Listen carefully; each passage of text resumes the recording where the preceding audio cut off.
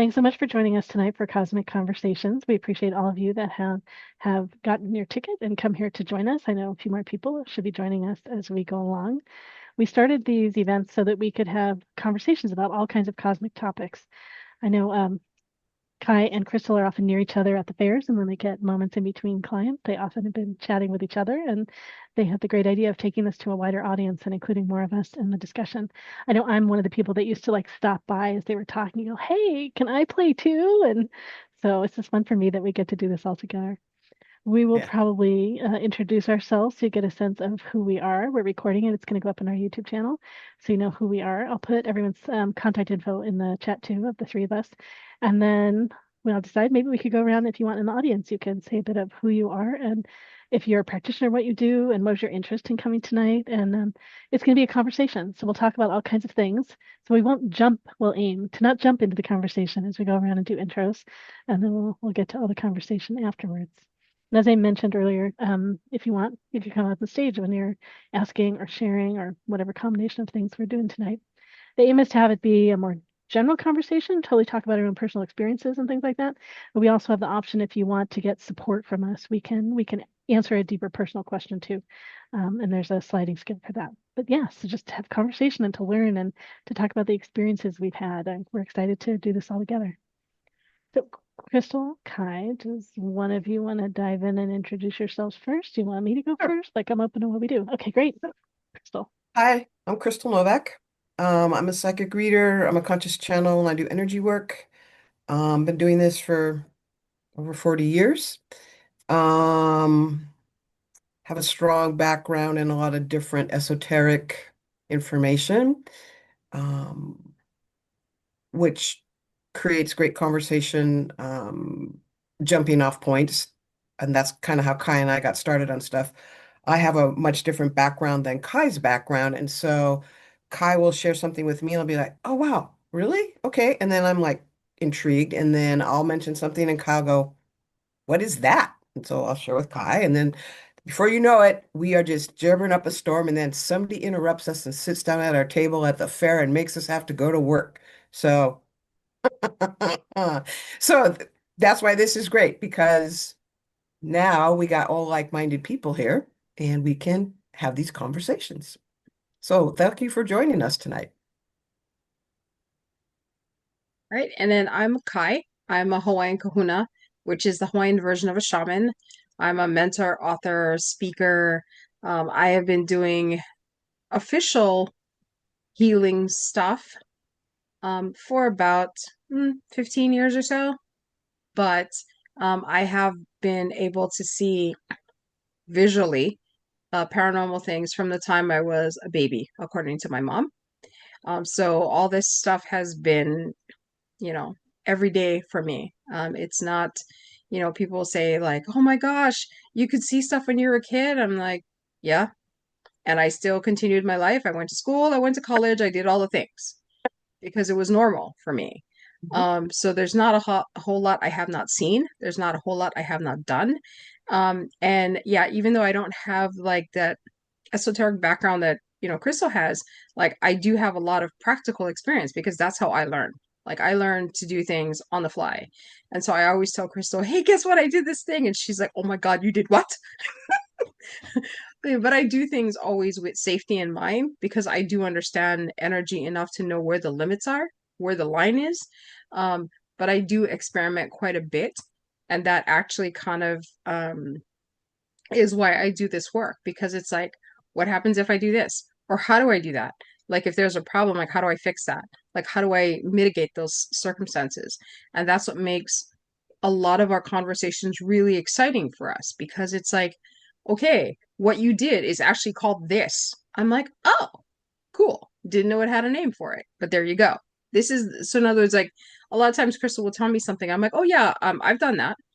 And she's like, okay, well, this is what it's called, and this is what it's for, and this is who it's connected to, and this is how it happened. I'm like, oh, okay, well, this is what I used it for. And that's why we have really good conversations.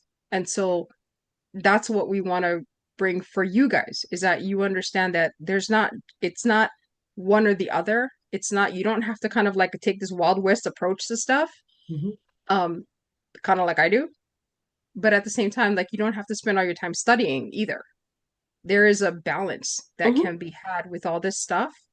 And as long as you basically understand what you're doing, you can try new things and you can continue to grow and you can continue to change. Again, as long as you do it with, just common sense, really. But we all know that common sense is not common. We know this. But Uncommon sense. it isn't. It isn't. We all know this. We've seen people do some silly things. We've seen this.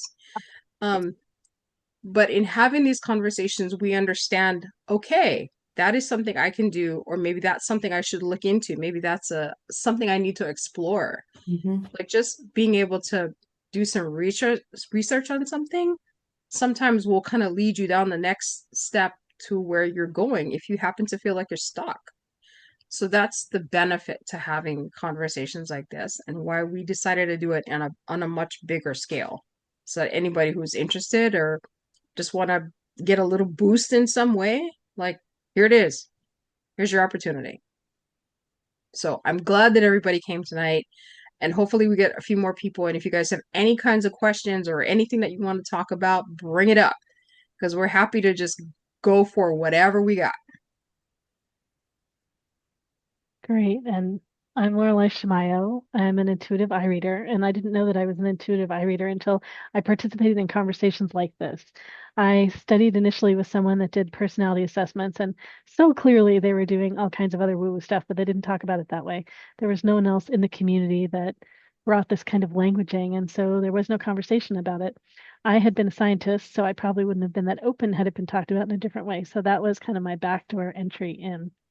I studied with some somatic psychotherapists and then kind of blended this all together. I naturally noticed details and patterns. And so I think of myself as really good at, well, I sense patterns and I notice details, and I'm also picking up all kinds of stuff that I don't know how I'm picking it up.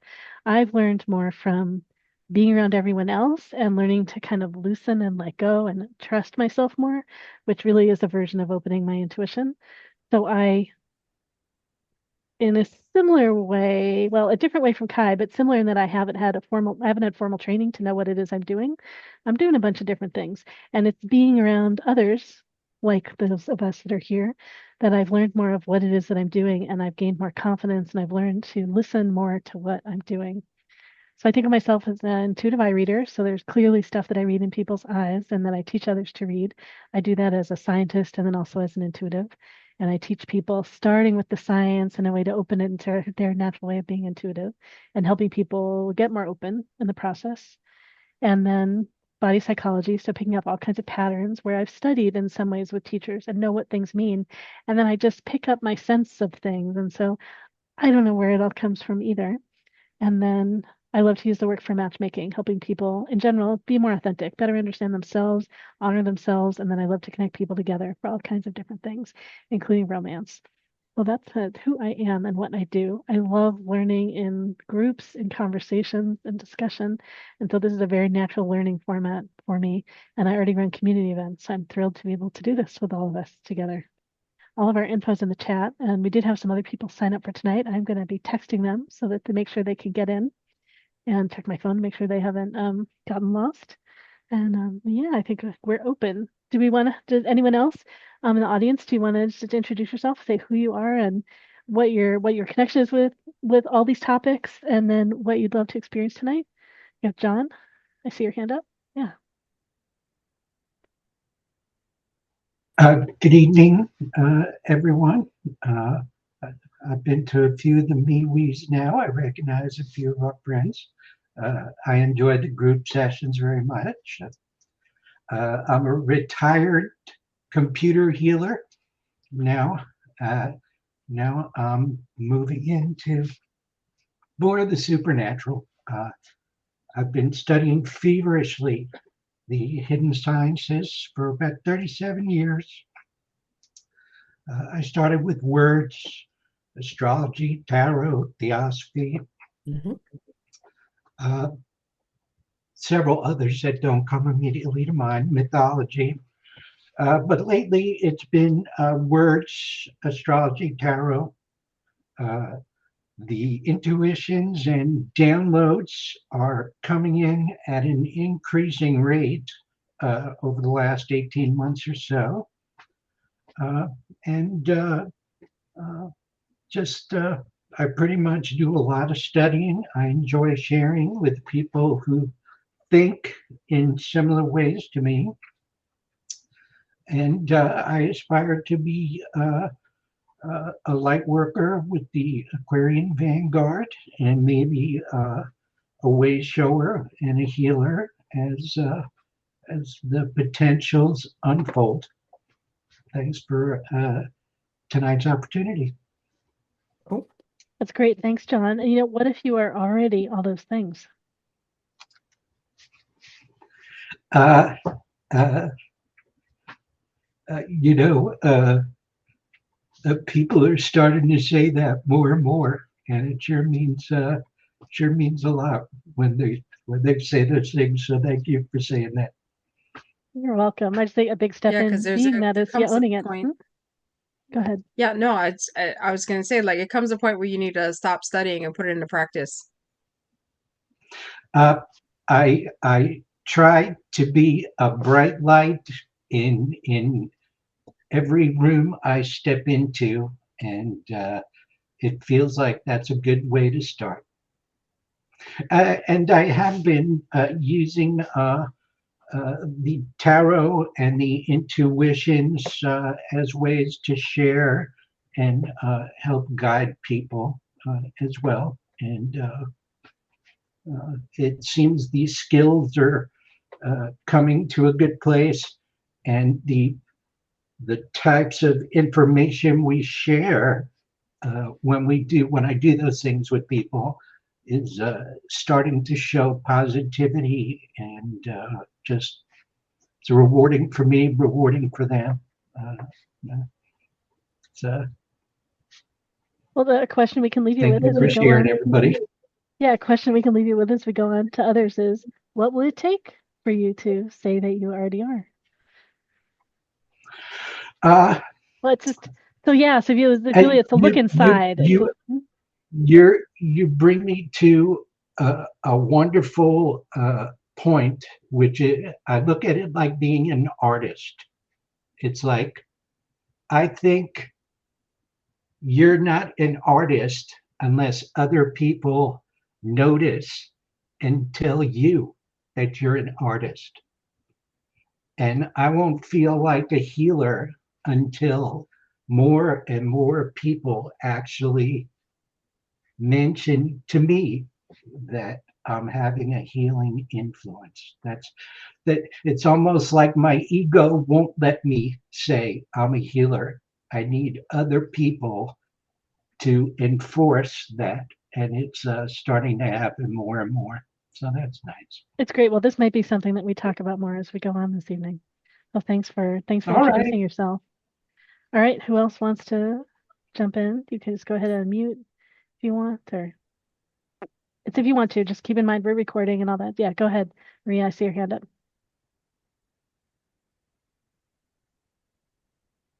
Hi, I'm Maria.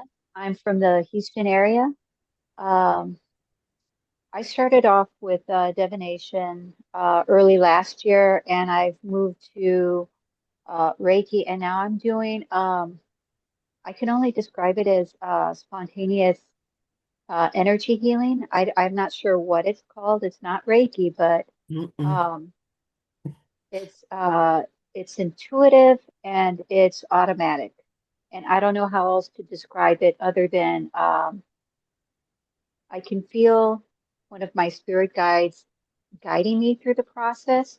And I do have some say in it, but what I'm doing comes automatically. And I know it's working because the people I've done it on can feel it sometimes, but I don't have full control as to exactly what's going on. So I'm not even sure what that's called, to be honest with you, but that's where I'm at, and that's why I'm here today, just It's to learn called more. Big Ass Angel Healing. Ah, okay. Oh, goodness. All Yeah, so right. your job is not necessarily to figure it out. Your job is Mhm. just to be the vessel for it. Mhm. The conduit. Yes. Yeah. Yeah. Maybe Because that's the it's best way. the, Yeah. yeah, because I mean, like for instance, people who work with Reiki energy, it's like what they don't understand is that it it covers a wide range frequencies, wide range of frequencies for healing. But there's a whole bunch of other frequencies that people need for different kinds of healing. So like for me, like I'm a Reiki master teacher, like I've taught students. And a lot of times when I start to do energy healing, I'll start with Reiki and then I set the intention, okay, then now send this person what they really need. And I feel the frequency changes. Mhm. And so that's basically what's happening is you're channeling a frequency or frequencies outside the range of standard Reiki. Mhm. And that's okay because it's what the Yeah. person needs. Yeah. When I do it, I notice what happens is that my hands go crazy and they go like all over the place. Sometimes it's right here, sometimes it's way out here. Um, and I can feel almost like I'm pulling strings Mhm. or tugging at strings. Mhm. Mhm. So, okay. Thank you for sharing that with me. I wasn't sure what I was dealing with. It's nice to know that it's in the realm of Reiki or It's Reiki's too confining for what you're doing. You're Yeah. doing something okay. much larger than Reiki. And not to take anything away from Reiki, not at Oh, all. no, no, no, not at all. Yeah. Well, But think you of it are, like this, like Reiki's like in this range, right? But Mhm. energy spans out here. Okay. So here's Reiki, you're like working in here. yeah, Okay. All right. Thank you for that. yeah. And you're not done yet. There's more coming. Yeah. So as You much as need, you can, you want to make sure you stay grounded. You want to make sure that like you cleanse yourself energetically when you're done and make sure you're not, corded or bound to anybody else that you've been working on. Because that for energy healers, that's just there's a tendency to forget that, and then you walk around with stuff hanging on you, and you don't need that. Yeah. you mean Yeah. more forms of healing, like more ways of being of service are coming through. Is that what you mean, Crystal? Oh, to which part? You said there's more, Oh yeah, there's Maria. So more. that's what I mean. But part of it is your body's acclimating to allow itself to be a conduit for that frequency, that level of energy, and you've got to let the rest of you acclimate to that. It's like going from a little refrigerator light bulb to like being at the ballpark stadium and those big lights go on. The little 25-watt bulb is just going to explode. So that's why it's happening in increments so that you can accommodate it and integrate it and become aligned with it. So. Yeah. And you can ask more Um, questions too. Like yeah. right now, it just seems like it's sort of new in a way. And so you're not exactly sure, like, how do I even ask any questions? But Right. Right. yeah, you certainly can talk to the team, and there seems to be a main being that's working with you, and you can ask questions and stuff. Yeah. All right. Thank you. You're welcome. Does anyone else want to introduce themselves? Great, go ahead, Danielle. You're on mute. Maybe she didn't hear you. I know I'm asking Danielle to unmute. Are you talking to me? Great, Yeah, yes, you okay, you Yes, got got Diana. unmute. unmuted. Yes, great. Oh, okay. Sorry, I can't hear. When it rains here in Panama, it Oh, is so did you call me? loud because Everything's I have. frozen. Can you hear me? Oh, wait. Yeah, because we Okay. were trying to get Danielle to do her introduction, but she was muted for a while, and so Oh, it you're was and you're Danielle. and you're fine. Yeah, it's Danielle. Okay, Okay. go right ahead. Hi. So I've been to a number of MeWe fairs and been kind of studying, watching, learning, listening on the web, taking a number of classes from people. I've been in the Midwest for the last 2 years and just returned back to the Pacific Northwest. Mhm. And I thought I'd dive in here because conversation's always a good place to start. I would love to, I just retired, I think, for the last time and really want to focus now on energy work, but I don't know how that's going to play out. I mean, that's the thing that makes me go, ooh, so I just want to learn more, do more, practice more. I love to do public speaking on my work has kind of centered around well, advocacy and politics over the years. So talking about issues, and that's where I did my channeling. It's like, oh my God, how did I just talk for an hour and a half with no nothing, just, and all day class. It was a one-on-one on Akashic Records, and I was thinking about learning about Akashic Records, a place, rather than working with individual people, but more in the place, and like, is there something here that needs to be resolved or whatever? I mean, that's just a thought, but I just thought I'd come and learn and listen and attend more fairs as they come in the area. So that's me. Cool.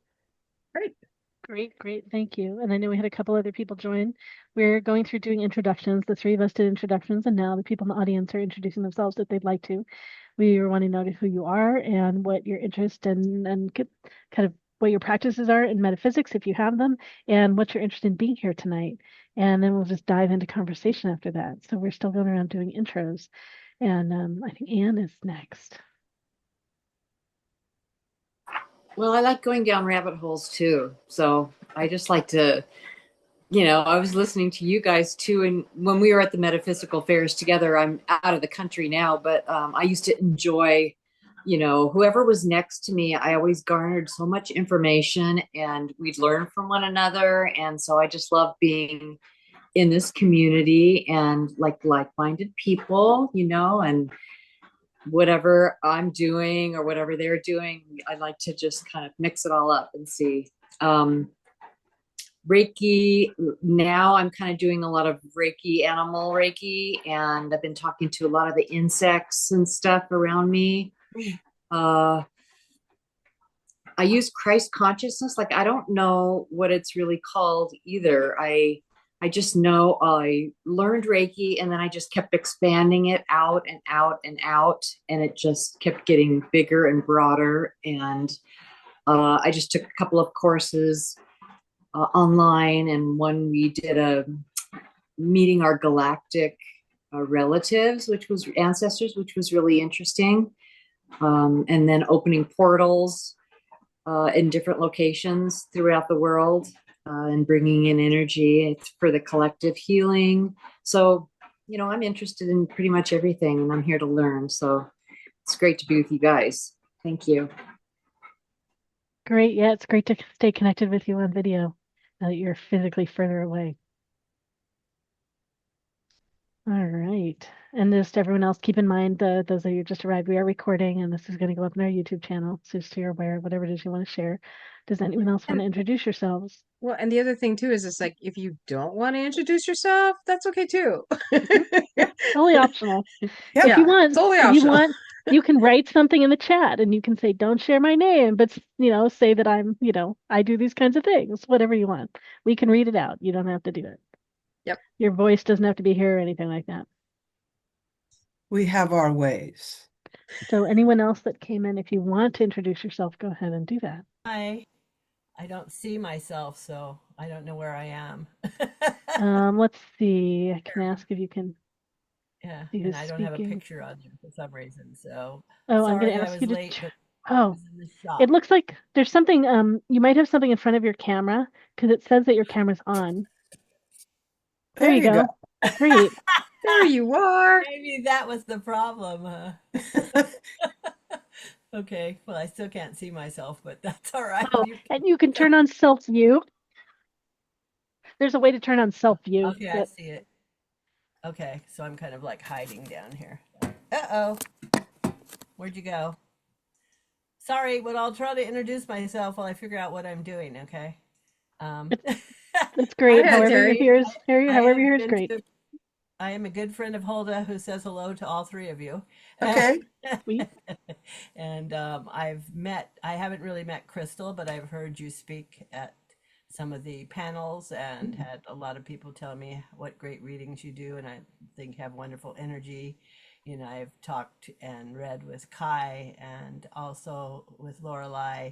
So I can't come to the MeWe because now that you're coming to my area, I am going to be out of town working so in Mount Oh, Vernon. So I'm here because of that. I don't have a specific question. I haven't participated in a cosmic conversations. I'm not a practitioner. Um, I'm Don't just a have to be. yeah, I just like the energy, and I would love to have a place to share the energy, especially with all the stuff going on now. And I also have friends that could use the support. So, the more energy I have, the better I can help them. So I thank you for letting me be here. Sure. great. That's great. Yeah, happy to have you here. Thrilled that you can participate in this way. By the way, we also have a practice circle tomorrow evening. I saw that on my calendar. So if you're free tomorrow evening, if you want to practice, those of you that are wanting to open your intuition and or expand whatever gifts, ground whatever gifts. Anyone else? And yeah, thanks for the message from Holden. Anyone else want to introduce themselves? Optional. Or put something in the chat that we can read out. Don't have to, just give you a chance. And we'll just jump into conversation if we don't hear from anyone else. And you can also text me too Okay, if you're so having any trouble. what's everybody been working on? Anything interesting? Anything new? Do you guys notice anything? Any weird experiences? Well, Yeah, I know I have a Well, well. Oh go yeah, ahead. I'm just just the thing. So I would enjoy if we get around sometime, and I think I've been like nervous, scared, and been avoiding asking this. Some of the people are talking about not knowing what they do and how they're learning what they do. I really don't know what I do. So the whole idea of like, how do you recommend we discover what it is we're doing? And do I just have to ask? And one of you might share me? Do we pay for a session and you share more of what's going on? Or yeah, so like just how does that all happen? And how do you even maybe talk about how do you perceive, how do you have awareness of what it is that we do? Because like Crystal, like you in particular, like your response to other people, I think Caillou did some of that too. Like, oh, you're doing these other things. Blah, blah, blah. Like, so how are you aware of? How do you have awareness of all that stuff? well, as it says in my name on my website, I know stuff. It's That's the easiest way to say what happens. Mhm. I have information all the time. Um, and it's not like constantly blaring or anything. It's not like that. And it's not really intrusive. It's just I have knowledge that shows up. I start talking to somebody and it's like, oh, here's some information about them. And it's like, okay, well, now I have to practice discernment. Is this something that's appropriate to share in this moment? Because sometimes it freaks people out if I just tell them stuff, Yeah, which I well, had to learn way back in the day. So, but like, and I have aspects of that too, and that I mean, I'm aware of how I see things in eyes, like some of the scientific part I get, and I get some of how I can just kind of feel a bunch of the patterns all together. And I realize that when I'm like, I talk about like feeling, sensing something about someone from earlier in their life or what a dynamic was like. mhm. Part of it might be just a pattern that I see in them now and kind of extrapolating back, but it's almost as if I feel like I'm touching in I imagine, I assume like I'm touching into their energy and kind of feeling back that way in a way that I don't understand, but I'm doing it. But so I Yeah, don't, because we can naturally kind of pick up on stuff whether we realize it or not. I mean, that's the thing about you walk into a room and all of a sudden there's like tension. You're like, you don't know what's going on, but it doesn't feel good, right? It's that same thing, but just at different, more subtle levels, that a lot of people just ignore that you actually pick up on. well, and like walking into a room, part of how we pick it up is we're aware of people's breathing. We don't realize that we're sensing that and hearing that there's, probably electrical charge in the room. Like there's all kinds of things we pick up on physically, but like how I go back and tap into someone's childhood, I don't quite know how I'm doing that. So, and I guess as long as I would say, on the one hand, if I trust myself and I keep letting myself open, doesn't matter if I can name what it is. And at the same time, I feel like if I can lean into naming and owning that I'm moving through limits I have on myself of, it's kind of what John was talking about, what we were talking about with John earlier, like owning that I'm Yeah, I doing mean, the but you thing. can call it whatever you want to call it. I mean, that's the whole thing about with like we had this conversation with Matt. Like he does not like labels. I'm like, you have to have some sort of label so people have an expectation. And so it's the same thing for us in terms Mhm. of like what we do. Like, Yeah. just like when for years I resisted calling myself a kahuna because according to my understanding, like I didn't do this, I didn't do this, I didn't do that kind of stuff, right? I was like, oh, so I can't be a kahuna. And then I met a kahuna and she was like, you do all the important stuff. Just call yourself a kahuna. Get over it. I'm like, oh, okay. And then I was like, okay. They're like, in all the ways that are important, you are a kahuna. I was like, okay. And so the same is true for anybody else. Like whatever label you aspire to, just own it. And you can categorize it any way you choose to. It doesn't have to be we're very regimented in our thinking a lot of times, That's especially mental. scientists, Yeah. because That's they mental. have to be very precise, right? It's this or it's that. And in truth, it doesn't have to be this or that. It can be this and that. And so sometimes like, like I'll say like I see lots of metaphysical things. I have things I don't have names for, but I still see them. Mhm. Well, And they're still part of the panoply of things that I envision that I can see. And there's lots of things that I can do that I don't actually have like this is the process of blah blah blah. And that's why like sometimes when I talk to Crystal, she's like, oh yeah, that's a blah blah blah. I'm like, oh, is it? Because I don't have a name for it. I just do it. like And I know the so difference between trance channeling and conscious channeling. And so if I'm staying conscious and I have information that shows up that I have no idea where it's from, I can't map and like make sense of it. It's a version of channeling. Yes? Yeah, but you're yeah. conscious. Yeah, Hmm. there's different levels of consciousness within being a channel. You don't have Yeah. to. The person who taught my meditation study group class, she was an unconscious channel. She would step aside with her consciousness and let the master come through. That's why I say when I have to name myself, I say I'm a conscious channel because yeah, this information that's coming in, it's getting channeled to me.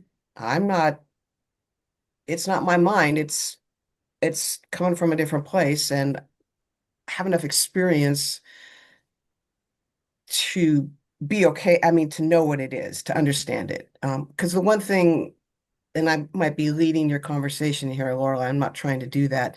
The one thing too is when we start getting information, I almost like had to learn the language of the energies that I was working with. It's like they're communicating with me. How's that coming in? What does that mean? There's energy attached to it. Sometimes it comes in like it's like just this little nanosecond of a slide, and boom, there's like massive amount of stuff to unpack just behind that. So it all varies, and I really don't have a name for any of that. All I can do is just describe my experience with it, but I don't necessarily have a name for what that actually is. Yeah, like sometimes I'll have like words that show up, like my last name just showed up that way. And Mhm. other times I just have a feeling something and I'm looking for words to attempt to articulate what's going on. Yeah. And And sometimes, like you and I know others have an awareness of who they're connecting with or where information is coming from. Like I never have any awareness of that. I'm sure for me, like part of it's been imposter syndrome. Like I haven't like allowed myself to do that. It sounds like sometimes you know and sometimes you don't know, or do you mostly know now, or? it's it's a variety of different sources. Um, so like I was approached at around age 30 by Master Jesus, who said, I want to work with you. I spent 35 years in a meditation study group with an ascended master named Katumi. He still is nearby. If I call on him, he will step forward and he will, we can have conversations. I am also familiar with the Divine Feminine, who will show up as Kuan Yin, the Lady, who translates up to being Isis, which is, I'm going to get real esoteric here, is the counterpart to the Christ consciousness energy. But how do you even? And I've heard. I mean, I've heard lots of times people say if you want to know, like ask them what their name is or something like that. But like, how did you have any awareness that of who was who it So was. I'm recognizing their energy signature, I guess you could say. It's like somebody going to an art gallery and saying that's a Monet and that's a Rembrandt and that's a Picasso, and just the awareness of the different, like I'm saying, the energy signature. Sometimes I'll get a visual and I'll go, okay, I don't know what this entity being's name is, but I recognize him in this instance by his appearance, the picture that I get shown. I don't know what his name is. Mhm. I even have at one point I called him my uh sponsor. I had three sponsors and I would do a meditation. I'd be stepping out into another plane and they would say, okay, here's our little initiate. This is Crystal. We're going to vouch for her. You know, she's all that in a bag of chips right now. So she's okay to be here, and go ahead and let her be involved in this information that's uh, coming through. Because I would go through a series of different, not like initiations per se, but upgrades, I guess. It's like apprenticeship, and now you're to the next level, and then you're to the next level, kind of a thing. Um, and some days I still feel like an apprentice. Most of the time I feel like, okay, I got this, but there's definitely times where it's like, oh, guess what? Here's something new. Mhm. Like, oh, hey, yay. Yeah. So you might not have words for it. Um, you can, but I don't know if you ask. See, whenever I've talked to you in the past about, well, do you talk to your guides and stuff? And you're like, no. No, I've totally had an imposter syndrome thing around that, and that I've never wandered in that direction. Yeah. Yeah, so I recognize that that's what it is. So I'm verbalizing that for the first time tonight. Okay. Yeah. Well, the results that you get will tell you about the authenticness of the Mhm. information you're receiving. I've totally And learned that because I've been doing this over 15 years. So yeah, I've definitely learned how to distinguish some of how it's like I'm making something up versus something's useful. And I tend to say things to people often in a way that's open. So they're helping me discern that too. And that, like, this is an option. This is like what I'm picking up. And well, yeah. I've watched you interact with like people in the audience when we do the intuitive panel. And you're dead on when you're talking to them and how you're approaching them and what you're sharing with them about what you're picking up. I'm like, yeah, that's on the money. So, Yeah. So I don't have a question that I'm doing it, that I think I'm evidently in voicing this, I'm leaning into owning more of what it is and exploring more of what it actually is. Yeah. sometimes we get a lot of fear around being more open, or if I give them more latitude, am I going to end up possessed, or who's going to be driving the car and that kind of thing. And it's I I think I have more of the worry that I'm getting too proud and then I'm going to stumble. So I have to like let myself learn and open and own more and step into more of my power without sabotaging myself in some way. So Mhm. that's the edge that I'm playing with. And I think a lot of the imposters are similar too, like in Yeah. general. I mean, I think all of us play with imposter syndrome in some Mhm. sense. At least I think the good practitioners do. Yeah. You know, we always like, did I really see that? Was that really what I was doing there? I think when I come across those people who are just like absolutely convinced, yeah, I kind of view them with suspicion because there's something that's not quite right in their process. Because as we continue to do this, regardless of how long we've been doing it, when we started, how long we've been doing it, there is always there's always continued growth. Yes. That is the process of this whole thing is we continue to grow, we continue to change, we continue to learn. So for me, I'm like, if anybody, I've come across a few people who are like, oh, I know everything there is to know and there's nothing else you can tell me. And I'm like, okay, well, bye, because our conversation is over. You're right. As far as I'm concerned, because that means like you have literally put a brick wall where your progress is, and you've decided that that's as far as you can go, and that's okay because that's free will. But I don't want to spend time with people who have stopped. No. I'm just not interested in that. That's just not Well, that's not my game. Like I'm trying to move forward and learn stuff and do stuff and try things and like what is that? Mhm. Like curiosity drives so much. Yes. And if you're not willing to be curious, like what are you doing? So Yeah. someone asked what imposter syndrome is. So I guess in a simple way, like imposter syndrome is thinking I'm an imposter. It's not really me. Like I'm not the person that can fit in those shoes. So it's not believing that just like Kai was describing, like, am I really a kahuna? I haven't done X, Y, Z. And the person's like, oh, you really have. And so Kai stepped in to being a kahuna, right? So I didn't call myself intuitive for a long time. I'm still learning to call myself psychic. So these are ways of like owning. And the imposter syndrome is like that layer where we're not owning yet and talking about that edge. And if we're all opening and expanding our gifts, there are ways, unless we're like super arrogant and overclaiming, which is kind of what we were talking about being too confident, we're all like expanding through those layers. And do we let ourselves expand and do that? Do we have fear come in and hold us back? And so the imposter syndrome to me is the fear that's holding us back. And imposter syndrome is just a name for that. And people can have it for anything. Right? You made me think when you said about people that might overemphasize. There's the other thing that I've noticed that happens is there's competition. People like will sometimes want to be in competition with, well, other practitioners. Um, and to me, that means, well, you're not quite secure about what you're doing if you feel like if you have to compete, there's nothing to compete for. You do it your way, I do it my way, that person does it their way. There's no competition.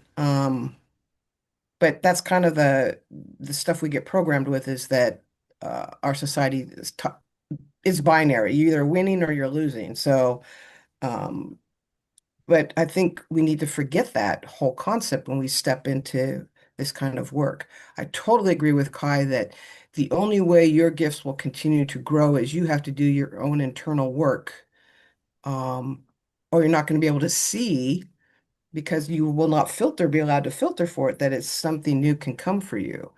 Um, Yeah. Well, if anyone else in the audience has anything else you want to ask or share about this, Yeah, and John yeah, wanted to so say something. just let's hang out on this topic for a little while, and let me know if you want to come up on stage, and then I'll bring you up on stage. So go ahead and unmute if you, I know, John, you wanted to share something. Do you want to come up on stage? Sure. A generous offer, I'll do that. Uh, uh, I feel tonight's about sharing, so I'll go into a short monologue on uh, my world. I just have a burning desire to learn, to know, and for me, I'll frequently start the day just meandering through science articles and mythology articles and astrology articles. And then all of a sudden I'll see a number that strikes me or a subject, uh, a dot that I've been looking to connect to other areas of study. And uh, and the thought process just continues and continues. And if I start getting clock synchros with super numbers or family synchros with names and sounds, I'm starting to learn a little bit about uh, familial sources of this information coming to me. I just started learning how to do that. And mythology and familial names and asteroids are just starting to click and click and click. So that's how I know that I'm in a download sequence. And this week, I had a very, very big sequence like 2 days ago, or maybe even yesterday. The Reiki notion came to mind. I've been looking for years and years to connect the dots on the words Dexter and sinister and right and evil and spirals clockwise, counterclockwise. Am I remembering correctly that in our Reiki procedures, the clockwise motion I don't know, is but you're talking important? about dextral, and it's like sinistral or something like that is another turning word, right? You said sinister, but I think maybe it's dextral. Well, as my passion is word etymologies and root words, and that helps me to connect the realities of the world around me. Yeah. Like, how is the word left connected to the Yeah. word sinister? Sinistral is turning to the left, and dextral is turning to the right. So the Right. two-handedness, like for what's Yes, the word I want? you're Electrical exactly field correct. and electrical field and the So other field, why magnetic field, is so and why snails is and hands and sinister also related to our connotations in English of yeah. evil as Well, sinister? so Those are and the dots. yeah. I'm not really asking. No, I Those get you're are just the saying these are the dots, kinds of things you're exploring. Yeah. right? And those are the dots I connected this week with Alice through the Looking Glass. It was an article I found in my science articles about mirror images, and that Louis Pasteur taught us that living creatures only consume sugars that have a right-handed spin. Mm-hmm. Sugars and DNA So just have directional right-handedness. can I save other people so that they have if you have, I can't remember if it's like at least 4 different atoms connected together, you can connect them in one direction or another direction. And so that's the right-handedness or the left-handedness. And so the orientation matters. And it's true, a lot of one-handed we can eat and the others can be toxic. So that's why when humans make things, it's really important that they make them in a way that's safe. So anyway, just some of the Right-handed sugars are the only sugars that living organisms can consume and live off. The DNA structure is a right-handed spiral, which is like and that's how I 90% of connected people. those. 90% of people are typically right-handed and 10% are typically left-handed. Snail shells, 90% are typically right turning and 10% are left turning. So in nature, that seems to be that percentage seems to happen. So what does the word sinister mean in English? Sinistral. It's S-T-R-A-L. No, sinister. Oh, sinister. You're just linking it to sinister. Yeah. We have What a does it negative mean? meaning, right? And I just associate it with like things that are more foreign or strange, and how humans seem to get scared of new things, or groups of humans seem to do that. Have you I don't know ever if we heard always that do, but sinister has evil connotations? yeah, That's a yeah. But it's sinister so thing. I just think we're Yeah, judging the that. question is why? Yeah. Why is the Latin word for left related to the English word sinister? That Well, that's why means my guess is evil, just because it's a bad. smaller percentage. Yeah. But so did you dig out something else? Did something else arise for you? No. It also got Christianized. Yes, it's because our world, our lives rely on sugars with right-handed spins, and DNA. If you think DNA is important, DNA is a right-handed spin helix. But then we have Those were the lefties. dots that connected. I got a little arrogant and emotional, forgive me, but I thank No, you it's for letting great. me share. It's great. I have And autism and I can be kind of literal words help sometimes. us understand. That's how the lights got turned on for me. The word Thursday and in the dictionary. I have a colleague that doesn't like to say good morning because morning sounds like morning. All kinds of stuff. Sounds, that's right. For those of us that pay attention to sounds, now I'm going to pay attention to those two sounds as well. That's great. I say, and John, do you or does anyone else have anything you want to share about the topic we were talking about earlier of being aware of what our gifts are and imposter syndrome and like naming what our gifts are and how we, any of those kinds of things? I'm getting more conscious of the psychic gifts and the connection to familial ancestry through the process of doing these downloads and receiving downloads. And of course, synchros as well. So, And synchros meaning like synchronicities, or what is synchros? Synchronicities. yeah, synchronicities. Okay. Whether it's special numbers flash by or Mhm. special words or symbols, or the butterfly flits past the window, just those types of things. Mhm. Yeah, great. Thanks, John. Thank you. It's fun to hear all the different exciting things that people are having happen, like all the ways we open. Yeah, anyone else want to share anything related to what we were talking about earlier too? Just being aware of our gifts and imposter syndrome and naming or being aware of where Well, channeled information I comes just from, or any like of to those say things. that the reason, excuse me, sorry, the reason that I am attracted to being around the three of you in particular is because you appear to be totally authentic people. Mm. You know, you're like Kai is really direct.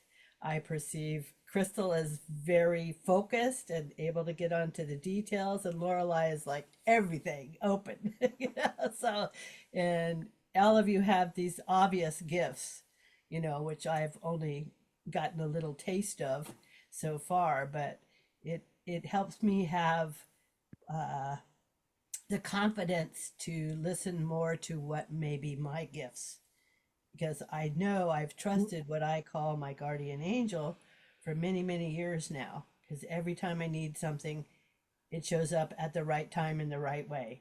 Quite often unexpected, and you know, I'm like, what? You know, Do you so want to come up on stage with us, by the way, while you're sharing? not really. Okay, you don't have to. Go ahead. Keep going. You said your guardian Well, I mean, angel that's shows up. what it is. I'm drawn to fight to open myself more, because in the past I had things happen to me where people would be attracted to me and I would be able to help them, but when I did, my energy went to them and I was exhausted or sick. So at one point I had nobody around me to talk to about it. So at that one point I just said, please get rid of this gift. It's not a gift, because I don't, I can't live through this, So I think I turned it off as best as I could. And now, I have a lot of people around me that are older or my age, having many different issues, and I want to be able to be there for them. So I want to be the healthiest physically and spiritually. So I have what is needed, that I'll be able to help others. And you guys, yeah, you're just awesome. So that's all I can say. I have no specifics. I just wanted to say I appreciate you. Thanks, Terry. Thank you. Maria, did you want to say something? Yeah, I just had a quick question, and please forgive me if it's just a little bit off tangent. That's great. Do you But want to come up? I just want to make sure you can all just tell me. I don't have to keep asking, but I want to make sure you have the oh no, invitation. I'd rather Okay. not. This is just a real Okay. quick thing. After I had spoken and somebody else was speaking, did somebody try to connect to me? Because I had this huge pressure right here, uh, and my spirit guide said somebody connected with me, but I just want to make sure that that's just not bias going, like internal bias going on here. So I was just curious. It was very strange, and then it just floated away. I'm just curious, that's all. I guess not. All right, thank you. No. We got Well, stuff to say. I think we're listening for each other to see who's going to share. yeah, well, and I'm just trying to I'm trying to go back to that point, and I just wanted, because what I have to do is I kind of have to move back to that period of time and just observe. And so I did see an energy coming towards you.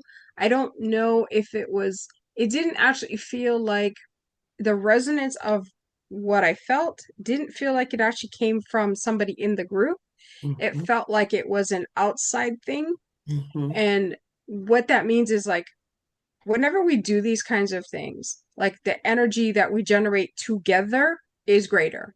And so what happens is like, because you have now integrated into the energy that we have as a group, like something from outside came closer to you and was like, what are you doing? Kind of thing. And so, and your energy basically was like, go away. And so that's what it did. It like just kept going. Because, you know, when you do this kind of work, and I tell this to my students all the time, the more you do this kind of stuff, the brighter your light gets. Mhm. And so what happens is entities are like, oh, wait, that one's a little shinier than we prefer. Let's go look at that.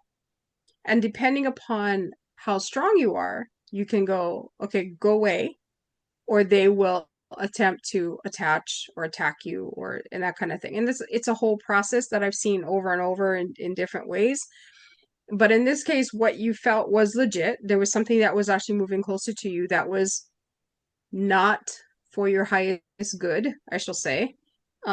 But it feels like it came to kind of investigate to see what was going on.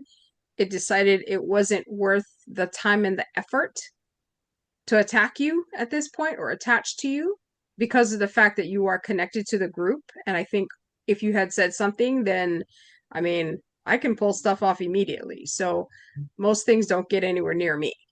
Um, so for you, if you had said something and said, you know, can you help me with this? And yeah, I would have pulled it off. So it just decided based on the energy that it was best to just keep moving.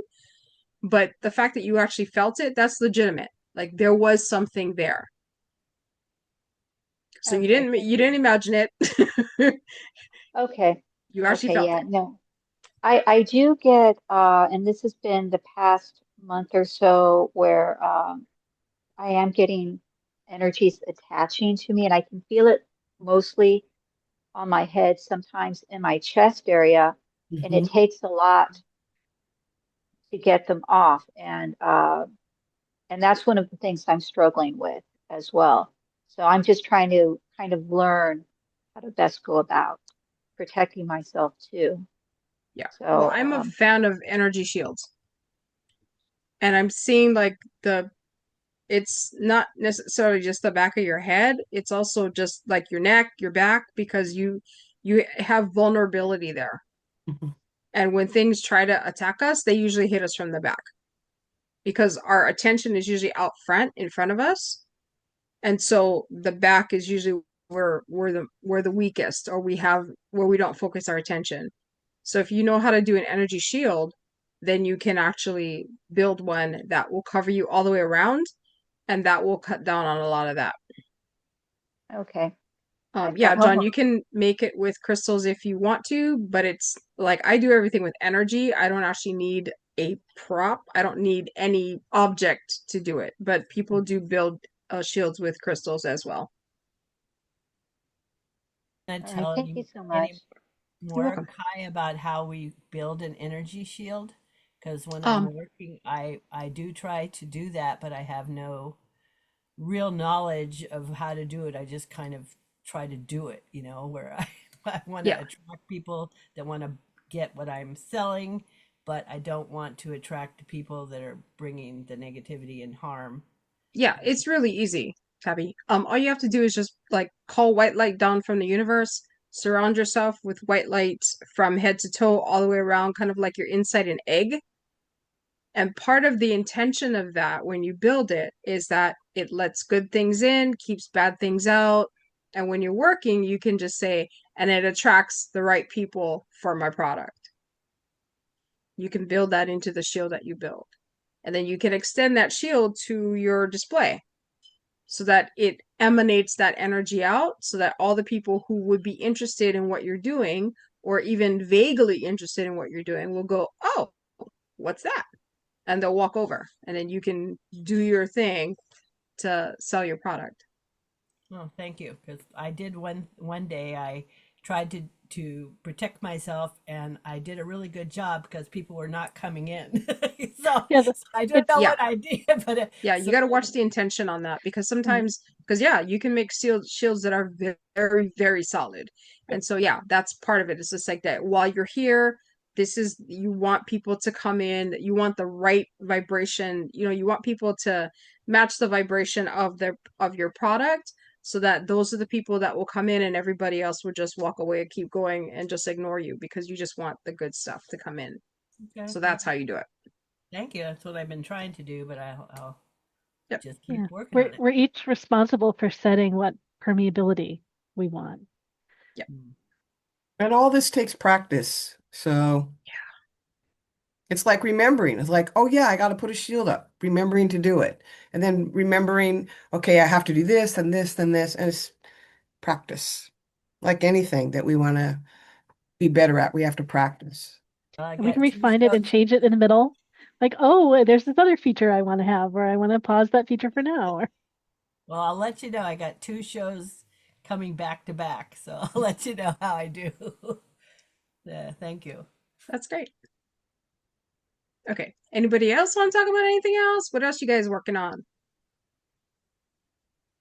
And I know one person came in later. If you want to, just knowing this is being recorded and it's going to go up on our YouTube channel, you're welcome to introduce yourself, what your connection is to metaphysics, or healing if you're a practitioner, you just have interests, and then what are you interested in being here today? So yeah, feel free if you want to introduce yourself. All right. Yeah, that's me, right? Yeah. I know okay. So, I'm Jasmine. I am a practitioner in animal communication. I was just recently certified back in March, so very new to it, but studied it for a year. But also interested in shamanic practices. So I've been taking a couple classes through the Foundation of Shamanic Studies. So like for me, when I kind of had my spiritual awakening, I was like, I want to put my hands, like I was just so excited, just having these intuitive abilities and exploring all that. But wanted to, join tonight and see what kind of things came up. Is, kind of be part of a community of, I guess in a way, like-minded people. So Yeah, that's great. Thank you. Glad you're on your path and glad you want to hang out with more people and Yeah. be in the energy. Yeah, it's a great way that I've opened over the last 11 years that I've been running these events. So this is really what I've done. I don't think I've specifically studied with anyone else. Really just being in these contexts. All right, so anyway, before we logged on here, we were actually Crystal and I were talking about creating stuff in the fifth, fourth, and third dimensions at the same time because Crystal wrote a book and I've been reading it and I haven't even got that far into it because there's like so much stuff in it. It's But pretty in chewy. reading, Yeah. yeah, but I mean, in reading the book, it was like it like triggered all this stuff. I'm like, oh, what about that? What about this? And again, that's kind of how we get into these conversations. And so what I was saying earlier is that when I was talking to my guides about that, they were just like, okay, remember that in the fifth dimension, you can create anything, like anything, everything in its like ultimate perfection kind of stuff. And of course, we don't live in the 5D. I mean, we kind of dip in and out depending on what we're doing as practitioners. We can do that. And I said, okay, well, what is that?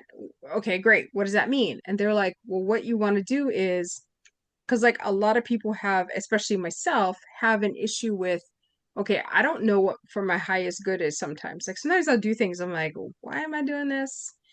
And other times it's like, what am I supposed to be doing? Because I'll get these new gifts that develop, these new things that come up and new things that I can do. And I'm like, okay, what am I supposed to do with this? Like, where is this going? And what my guides told me to do was to roll up into the fifth dimension and kind of create like my life path, I guess you could say. And like the whole, like for my highest good, which I'm allowing the universe to determine because I don't know what my highest good is. I'm the person at the bottom of the the spiritual totem pole kind of thing. Like I don't know what all it that encompasses. So I'm leaving that up to the universe. And then I said, you know, along with my whatever my spiritual path is, whatever I'm supposed to be doing here. And so I actually visually watched this whole thing create in the fifth dimension, in the vibration of fifth dimension. And then I was like, okay, well, great. It's up there, but I'm here. What do I do with that? And they were like, underneath all of that is a framework. They're like, pull down that framework in through the fourth dimension and into the third and release the energy of that framework in the third dimension. So then you can actually have that alignment with all three dimensions. And it's like each level that you go up, there's like more bells and whistles in terms of like, you know, and they were telling me that it's akin to like a car maker. So you have like the car that has like all the bells and whistles, the leather seats, the blah, blah, blah, all that stuff. And then you have like the base model, right? Which is like, but the car is basically the same car.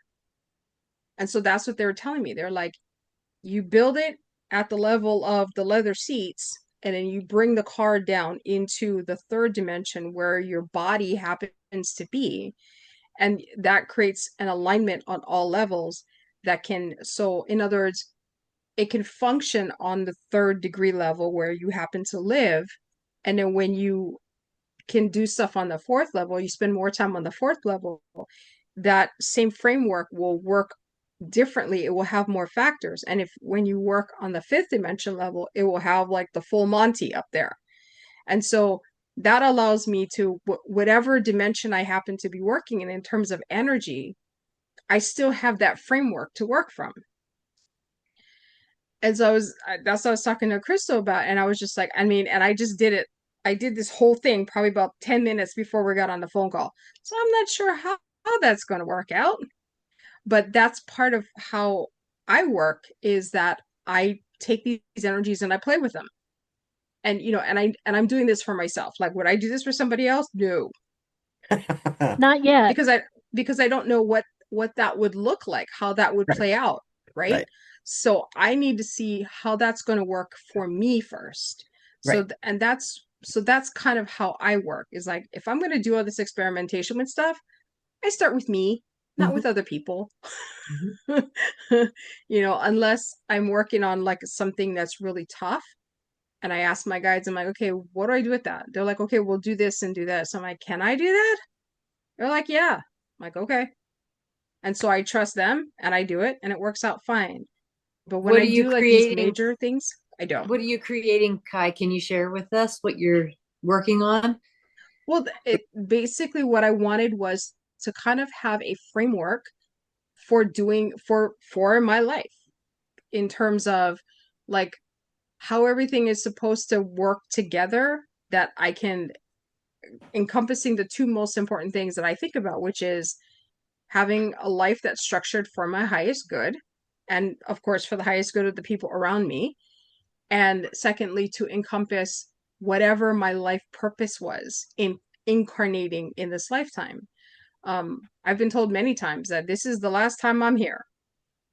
And so there is a reason that I'm here, and I feel like I haven't done it yet. And so I wanted that framework to like, okay, give me the path, so to speak, of what I'm supposed to do in this life. And depending on whichever dimensional energy I'm working in, I still have that same framework to play with. That doesn't eliminate my free will, because I can fall off of that path anytime I want. But at the same time, if there's something like, so in other words, like I kind of have like something to work within. I have some parameters. And so I'm kind of looking forward to that, because again, my brain needs a little bit of parameters to run with. And so I'm going to see how that works. So that's what I worked on. Cool. And I know most people are like, what? But that's the kind of stuff that I work with. That's the kind of stuff that I do. I know while we're wandering there, I have some questions about some things, but anyone else wants to? So, well, I have a question about 3D, 4D, 5D, and if you really were creating it on the 5D, if you were creating it in another dimension. because I kind of link the dimensions to the worldview lessons that I look at in people's eyes or look at in spiritual consciousness. And 3 kind of fits well with my 3rd lesson. 5 kind of fits with my 5th lesson. And so I imagine 4 might be somehow connected to the 4th lesson. But so to me, manifestation really, it does well if we're even in like 6 or more. So people don't talk about the other dimensions, and I don't hear anyone talking about 4D. I don't really know what these are. That's why I wonder. Well, So, I kind of view them as different levels, mhm. you know, so it's like 3D is kind of like you're on the basement. The 4D is like you're on the first floor. Like the 5th dimension is like you're on the 2nd floor. And then there's other floors above that. Mhm. But that's what my human brain and my human experience can handle right now. And I think for most people, like they can't even conceive of 5th dimension stuff. But I mean, energetically speaking, I can jump up comfortably to the 4th and 5th and be okay. I can work in those dimensions for short times. Um, like yeah, 6th and 7th and everything beyond that, it's like I'm not there yet. Yeah. I mean, like I can touch, you know, I can just kind of like get a taste of that energy, but it's like I can't work there. Like And you know, I would get a headache. I mean, sometimes if I spend too much time just trying to muck around in the 5th dimensional energy, like I can get a headache because body's just not ready for that. Like I'm not completely geared for it. I mean, there's some people who are further along the metaphysical path that can spend a lot of time in the 5D. I'm not one of those. and that's what I just wonder that it's, and I don't know, but I wonder that you might actually better in 5D than you realize, and that it's a stretching into more like 6 that feels more. So I don't know if this maps. I know 3D is considered like solid earth, like physical plane stuff. I wonder Mhm. if it also generally correlates with more scarcity and more fear and more competition. Is that present generally in 3, or is 3 not necessarily encompass those things? Go, I Crystal. think that's the collective. I think that's the collective when you're tapping into that. 3D is the vibration is slowed down enough that it actually we get matter. So on Right, the I've heard you 4th say that plane, too. Hmm. right? And then the 5th plane, that doesn't even exist. And here, this almost as a teaching, well, it's a teaching place, but in the 5th, whatever you think about, you can manifest immediately. Well, Here that's we what, yeah. can't, here we can't do that. Because, okay, a couple different things. One, we're here in this encounter suit to be spirit having a human experience, and we're here on this plane. And so there's certain limitations that are built into these bodies because they're designed to function on this plane. So they have limitations. But then again, we're spirit, though, in these encounter suits to be here to have a human experience. So when you begin to learn how to meditate and ground and you work with your energy and your chakras and clear and start that practice, then you're raising your vibrational rate. Like I talked about earlier about a 25-watt light bulb compared to, the panel that gets lit up in the baseball stadium. Um, so we get a lot of teaching here that there's scarcity. There not necessarily is scarcity, but the Western society teaches scarcity, at least in my opinion, because we're focused outwardly and then we're told we have to compete with each other instead of collaborating. It's always like there's always going to be somebody taller, somebody shorter, somebody smarter, somebody less smarter, more white, more dark. It doesn't matter. This is a plane where we deal with a lot of duality. Um, Yeah, us versus them. yeah, And us but so, versus them. And but to you, 3D doesn't it the fear and the competition is layered on top of, it's not inherent in the 3D.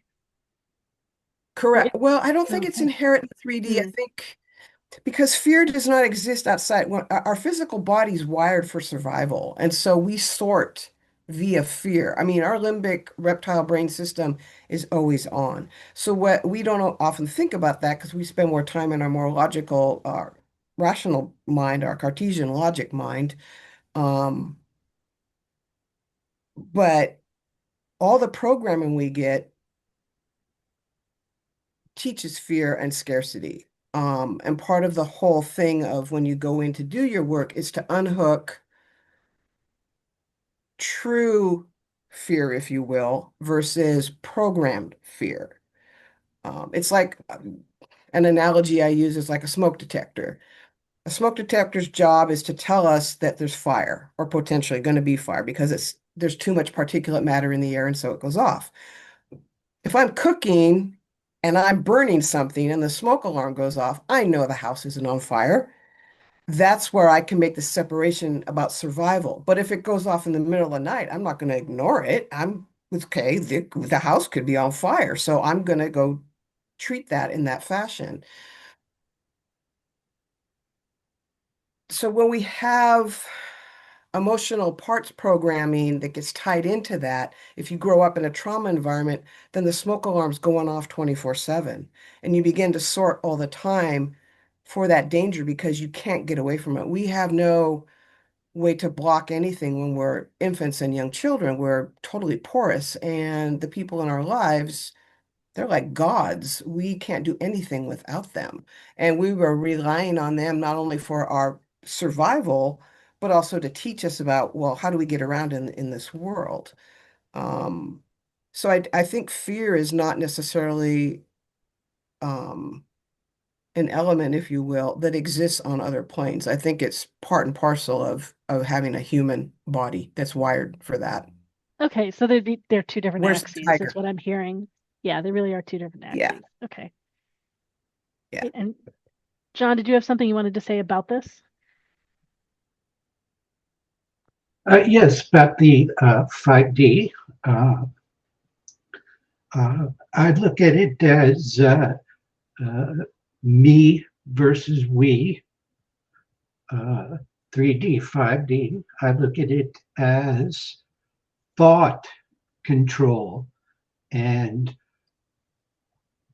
mind preparation, and that universal love, unity, we are one as buzz thoughts. And we're sort of aspirants to the 5D consciousness, are my opinions, trying to learn to think less about me and more about us, learning to be more in control of our thoughts.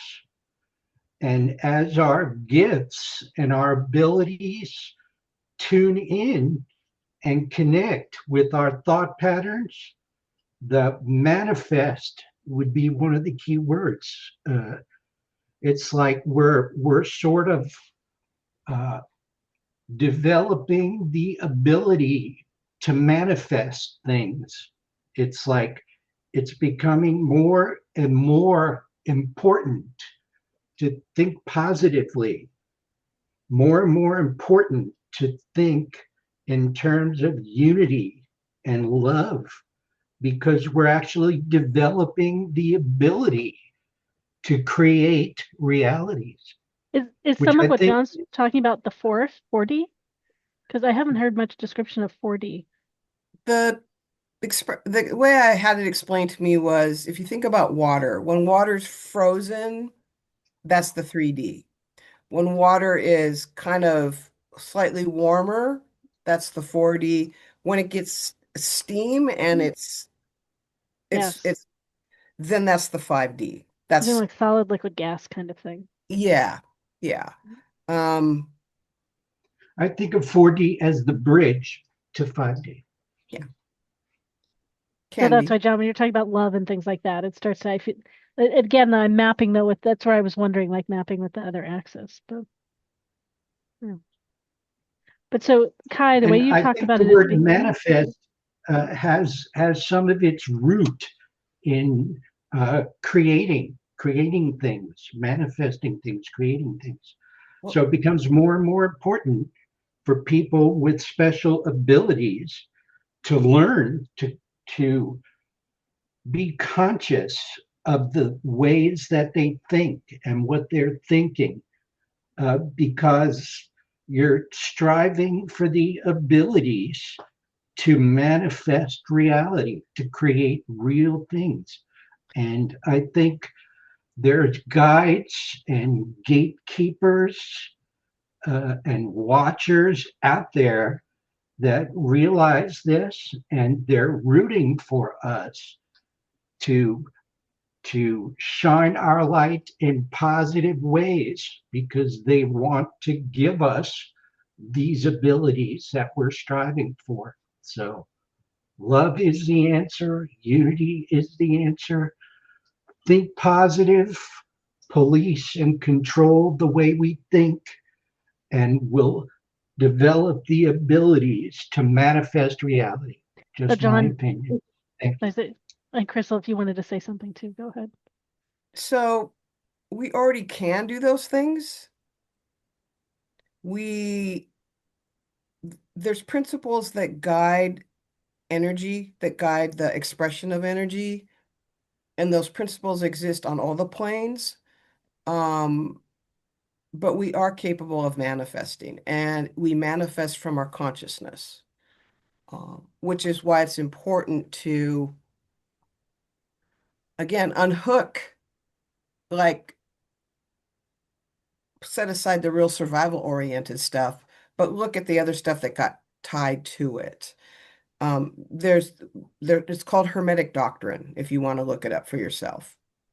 So the first principle states that what was around us is the external that we see is a reflection of the internal mind of the divine. We are aspects of that divine, and those principles exist. So our external reality is a reflection of our internal reality. Mm-hmm. Okay. So learn to be aware of what we're thinking. Hang on a second, dude. Hang on. Just wait. I'll get there. Hold on. Okay. So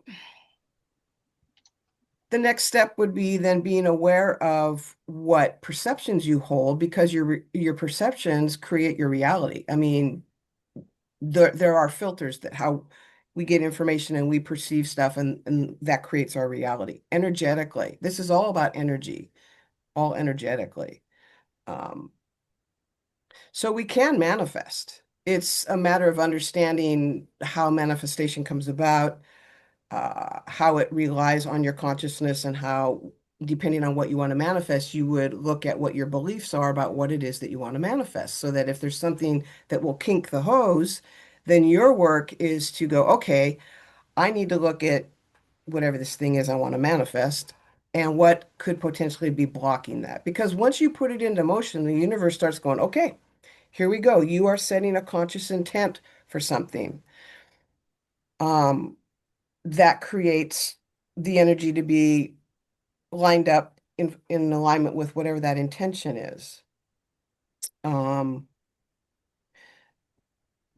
if you have parts of you that say, well, I'm not worthy, I'm not allowed to have that, or I have to justify stuff before I can have stuff, or whatever, then the thing you want to manifest doesn't show up as clean as you would like it to show up. And it might not show up at all, because what will happen is when you want to manifest and you put it into motion, then now you're consciously working with energy, and its energy is indiscriminate. It will flow wherever it has a place to flow to. It finds the path of least resistance. So if your survival was tied in trauma and you have a belief that says, I'm not worthy, if you want to do something and manifest something where that belief will stop you from being able to manifest it, that's where we end up doing our shadow work. Is the universe says, okay, let's make it happen. And then our job is like, okay, so what's stopping this from happening? What's blocking me from being able to do this? And things start showing up in our lives because they're activated, because we said we want this. And so, okay, if you want this, you have to clear this stuff out of your way so that you can have the thing that you want.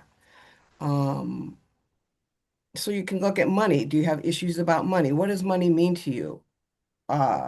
Relationship, a car, a job. It's all those things. Whenever we say we want something, then we have to look at our own, we're creating it ourselves in concert with the universe. So the universe will do its part. My part is to like, okay, what's my work that's getting lit up here for me to do so that this can be a more smoothly moving energy so I can have this thing that I want to manifest. Yeah, I think that the difference between manifesting on the 3D versus manifesting in the 5D is that I think in the 5D, when you manifest something at that vibration, that it is automatically kind of lined up with universal good, is the way I feel like it. I mean, I don't know if that's true, but that's my sense of it. Stuff that we manifest here in the 3D, it's like it could be for the highest good of all, it might not be, so that's why that whole thing about be careful what you wish for, Mm-hmm. because I mean, you can create anything you want on the 3D, but it may not be what you really want. So that's why you need to take into account like the things that I want. I mean, like, people will be like, oh my gosh, I would love to have this dream job in another state and blah, blah, blah, blah. And then not take into account that you're going to leave your family or you're going to drag your family halfway across the country or whatever. Like, there's all these like unforeseen circumstances that go with those things. And so that's why when you manifestation, I think on the different planes, like means different things, encompasses different things, and has different advantages. Like the higher up you can manifest something, like on the fifth plane, I think that automatically takes into account like more than we can think about. So like Right. that thing about like the whole like dragging your family along and how they would feel and all that kind of stuff, which we sometimes miss on the 3D level of manifesting. But I think Crystal's right that we can manifest through any level, at any time, and we always do, whether we realize it or not. Yeah. That's the whole thing about becoming conscious is the more conscious you become, then the more you start clearing. Because if you grew up in trauma, then you're using response and coping mechanisms that served you when you were 5. That doesn't work anymore when we're an adult. We're in the past. We've got coping mechanisms from our past. We have to step into the now. The present is the point of power. And so much of the time we spend, we're either pasting or futuring, but we're not right here in the present. And the other thing about manifesting is some people get like, well, it has to show up just like this. And the universe is like, that's going to be a harder order for us to fill because you are now placing restrictions on how the universe itself, that energy, how it can show up. If you say, I need a new place to live, the more things you put on it, the harder it is to manifest it. It takes more time. But if I say, I want a safe, stable, comfortable place to live, that's a much wider field for the energy to work within. And then we start getting contenders for our manifestation, and contenders start showing up. And you're like, oh, this is close. This got me like 90% of what I wanted. So I could say this or better and see what comes next. That's what I always do. I say, or, the highest good, the highest good for me and the good for all, or something even better, because when we put expectations, as you said, that's a block. It just blocks us. Yeah. Well, but it also depends too, because I mean, like in my case specifically, like when I had to move, I was like, I need a place with 2 bathrooms. I'm sorry. That is a deal breaker. There must be 2 bathrooms, Exactly. And so that's part of the manifestation as well. Like if you have stuff that's like a deal breaker, like I have to have a backyard so my dog can run. I have to have 2 bathrooms. I have to, you know what I mean? Like the absolute must have Yes. has to go into the manifestation as well, because because yeah, it's a thing, like the universe will bring you what you ask for. but you just, again, you can't be too specific, but you can't necessarily keep it too wide either. Yeah. Because, like they'll give you a great place and it's like, oh, look, it has no bathroom. Like, what? You know what I mean? It's like, so you have to have some sort of balance. And I think that is the big thing about manifesting on the 3D level is think about the balance. Like what you can live with, what you cannot live without, and kind of balance that out when you roll out that energy for your manifestation. And then that allows the universe wiggle room to give you lots of different things, but at the same time narrows the scope of what it sends so that you can get closer to what you actually need. Because our mind, our body, our emotions, they're all limited vehicles. I can't imagine every possibility the universe could create for me for something that I want. So that's where it's kind of like, okay, this is X, this is what I want, blah, blah, blah, blah, blah, for my highest good. I'm always about my highest good, that serves me for my highest good. And then see what starts showing up. And like I said, contenders, it's like, oh no, that's no, that's not going to work. Like you said, Kai, that doesn't have 2 bathrooms. I can't work with that. Thank you. You got me close, but I got to have the 2 bathroom thing. That's the way this has got to roll out. So, Since I'm a matchmaker, I always think about the places where someone makes like the super detailed list that is so narrow, and the person that makes the list that has a bunch of stuff on it, but they forget to say it's a human or a human that's in a body or like all kinds of things. yeah, I know someone who said that she wanted a man that had a 32-inch inseam, and that was it. It's like this has to be part of what's on my list, and I'm like, good luck with that. Yeah, okay. Um, so in a way, we limit ourselves in our manifestations. That's why the more I can turn it over to the divine, it's like, you guys can do this way better than me, so I'm going to let you. And you know me, you lucky devils. So you know me, you know what you're working with. So yeah, let's make this thing happen. And again, it's like I say, as something starts coming up around it, then my job is to clear it so it gets better. And that can show up in a lot of weird ways. So And I want to just Yeah. say too, the question in the chat was, is manifesting a form of magic? And then say that it can be perceived that way. So manifestation includes non-3D things. And so magic kind of starts to apply to anything that's not 3D. So yeah, manifestation definitely includes things that you could call magic or not 3D. Well, but sometimes people say like, "Oh my gosh, I thought about this thing and it happened." So it's just like that's manifestation, but they also perceive it as being kind of magical because it was like so unexpected. Things that are unexpected, people kind of like, "Ooh, that's magic," kind of stuff. And so depending upon your level of understanding and, where you are on the journey for like some of the stuff that I do that I'm like, yeah, it's Tuesday. I do this all the time. People are like, "Oh my gosh, that's so amazing." You know what? So it's all a matter of perception. yeah. Because for some people, they do things. I'm just like, yeah, it's Tuesday, no big. And other people are like, "Oh my gosh, that's amazing. Like, how do you do that?" Like it's just like, like you've got magic in your hands kind of stuff. And I'm like, okay.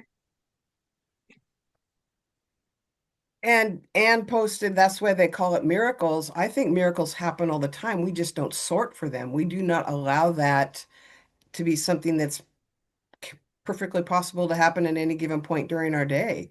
I think sometimes I do. there's the thing about, well, I haven't earned a miracle. Why should I get a miracle? And it's like, no, you don't have to earn anything. We always forget that we are part of the divine. And when's the last time somebody said God has to like earn something or to be worthy? And I'm like, that's absurd. No.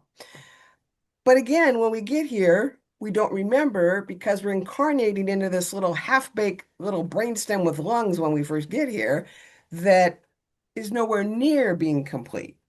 And so part of, as we get older into our adult selves, is to unhook all this stuff. In a way, we become our own parents and reparent ourselves.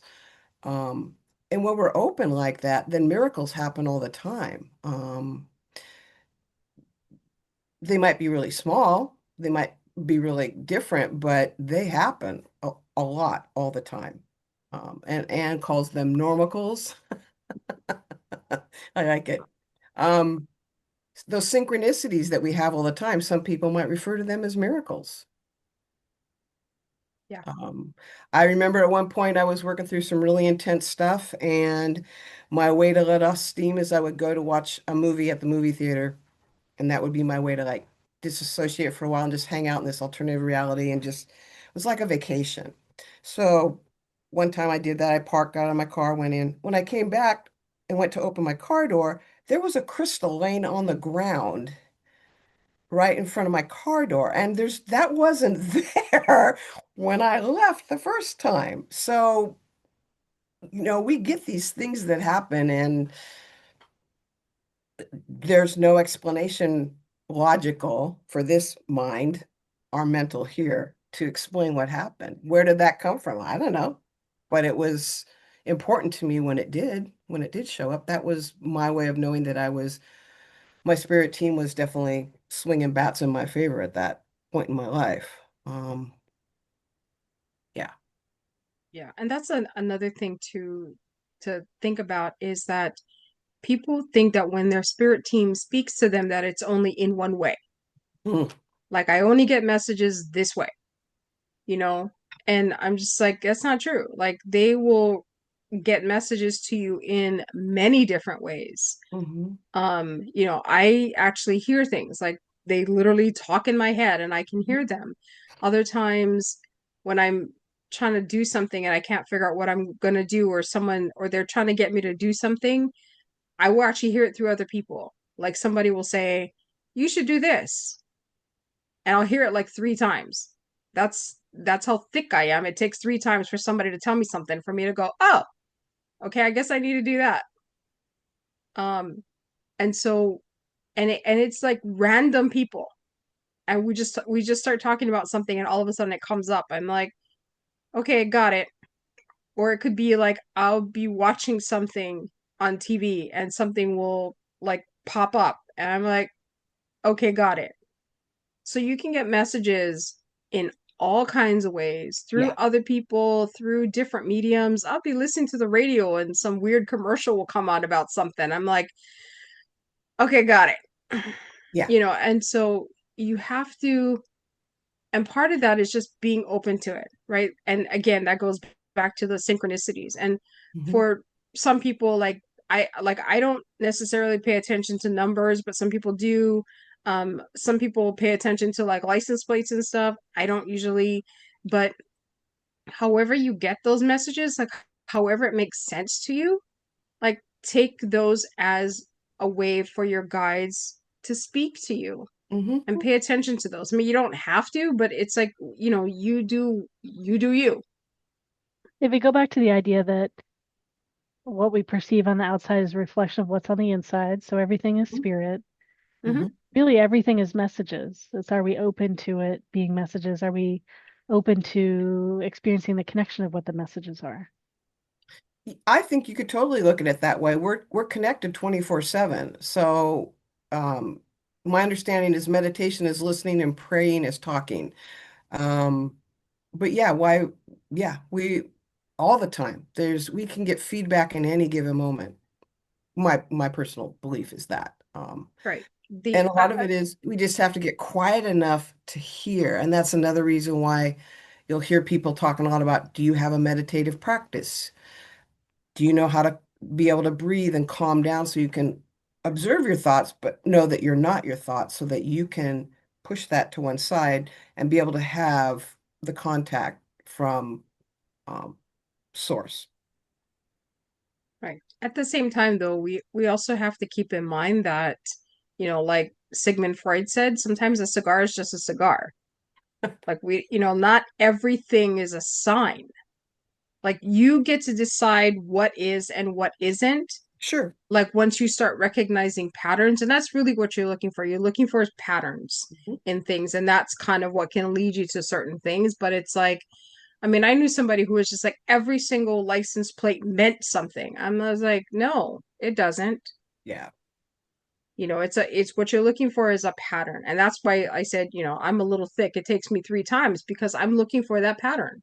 Well, that would be confirmation if it happens 3 times. And, that's what you just said. That's your pattern. That's the one you'll recognize. If it comes up 3 times, then for you, that's it. That's the winning thing But right it, there, the 3 times. but at the same time, it doesn't have to be a pattern. It can simply be a thing, and we recognize it as the thing, engage it as a message. Yeah. It totally can be a message as a single. Yes. Yeah. Absolutely. But Yeah. again, it's not like not everything is going to be a message because I know, like as I sometimes look at my desk, right, I don't think everything on my desk is a message, although I could pick up a message in Yeah. everything on my desk. it's like the message is clean the top of the desk. I was working on that today, actually. It's not a message, it's a mess. Hmm. Yeah. But I mean, you know, that's the thing. It's like if you're working on something like, you know, you can ask for a sign. So you can say something like, okay, if I need to make this choice or that choice, like, okay, if I'm supposed to make this choice, like show me a pig or something. And then you'll be out and about doing something and then you'll see a van walk by that, like drive by that has a pig on it or so. It'll be some weird thing like that that will kind of just give you that confirmation. And that is just another way that your guides are giving you like a validation, like here's your answer. In the kind of middle stuff. of winter, this thing says, okay, look for ladybugs. And I'm like, it's winter time. I go walking out and my housemate has weird yard art all over the place. And all of a sudden there's a ladybug on a corkscrew thing screwed into the landscape. And I'm walking right past it. And I'm like, wow. Well, can we There- talk a little about the continuum of where, oh goodness. So way back in the grounded part of my life, I might have thought all this was crazy. And then where I am now, I'm open to lots of it. And I still judge that's like this can get carried too far and be not grounded in a way that I think is harmful. So can you say something about this continuum and Well, how do we know if we're engaged in a good way or not? that's where part of you have to have that relationship with yourself about trusting your gut, about trusting your intuition. And you can also ask for clarification. If it feels kind of off to you, say, okay, I don't know if this is under legit here or not. So could you please give me more clarification?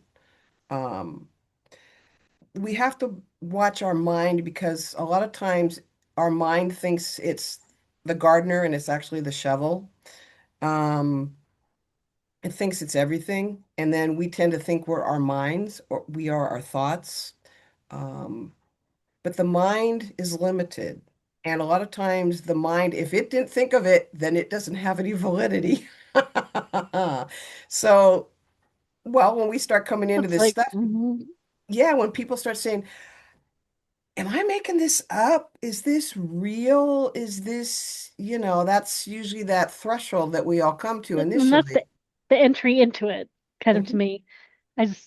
Right. But if you accepting it, like you just said, you started here and now you're at this place, and then you're wondering if can I wander too far off the map and fall off, And I've seen people that I judge as like wandering too far off. And I know I'm not open to some things yet too. So some things I might judge as too far off that aren't. Yeah. Well, I mean, I Both think and. everybody kind of has like what your particular range is, right? I mean, for me, there's some people who are like, oh no, I'm not dealing with half the stuff you deal with. That's way beyond where I want to go there. Yeah. And I'm okay with that. And then there's some people like they do other stuff and I'm like, dude, you've like fallen off a cliff over there. Like I'm not I'm not doing that.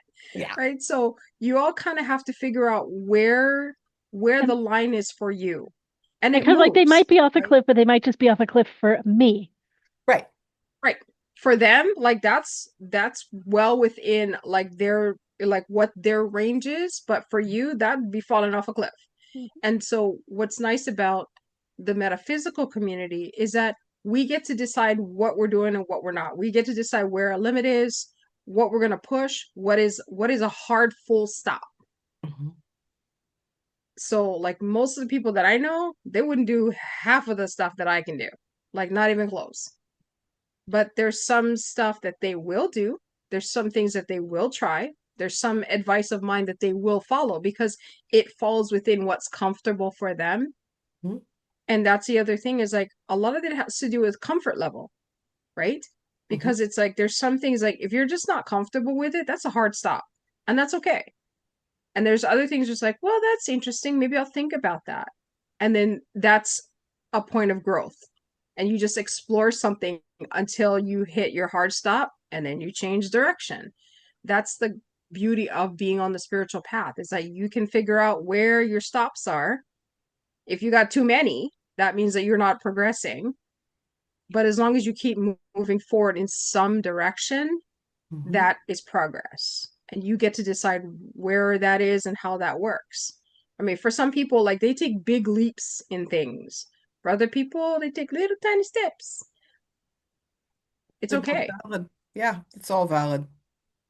And you might put it down for a while. I mean, somebody remarked about they shut themselves down because it wasn't working out for them. And now they're back to a place now where they're like, okay, I'm in a space now in my life where I want to re-engage that ability. So can we please, let's turn that back on. Yeah, a lot of people have done it. I've met a bunch of people who are like, yeah, my ability turned on, scared the hell out of me, and I Mhm. shut that down. Mhm. And then Let's now say, they're like, yeah, here it is years later, and I'm trying to get it back. Yeah. and I want to say for the people that experience this is where we have done shielding. We didn't call it that probably. But so if you had this where you had things closed down and then you're choosing to open them back up, it's really where you had put a shield over and you're choosing to open the shield back up and you have the potential to choose it as you want it to go. Do you agree? It can Or be perceived as a shield, but other times, like literally, like you've shut down that ability. Like you've told the universe, I'm done with it.